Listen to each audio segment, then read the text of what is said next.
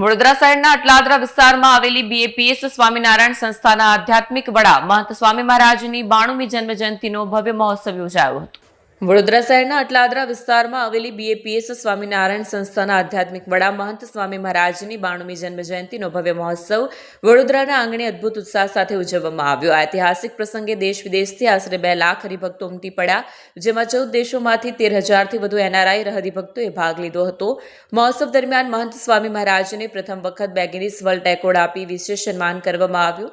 વિશ્વભરમાં 1200 હિન્દુ મંદિરોના નિર્માણ માટે પ્રમુખ સ્વામી મહારાજ વતી મહંત સ્વામી મહારાજનું બહુમાન કરવામાં આવ્યું। સાથે મહંત સ્વામી મહારાજની પ્રેરણાથી સંસ્થાના 15,000થી વધુ બાળકોએ સત્સંગ દીક્ષા ગ્રંથનો સંસ્કૃતમાં સંપૂર્ણ મુખપાઠ કરી અનોખો વિશ્વ રેકોર્ડ સર્જ્યો હતો।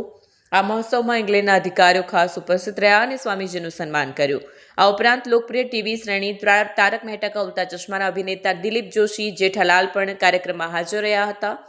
કાર્યક્રમના અંતિમ તબક્કે 2 લાખ હરિભક્તો એક સાથે મહાઆરતી કરી હતી। આ મહોત્સવને વડોદરાને આધ્યાત્મિક ઉર્જા અને ભવ્યતાનો અનોખો અનુભવ કરાવ્યો હતો। વિડીયો જર્નાલિસ્ટ મહેન્દ્ર સોલંકી સાથે સત્યા ટીવી ન્યૂઝ વડોદરા।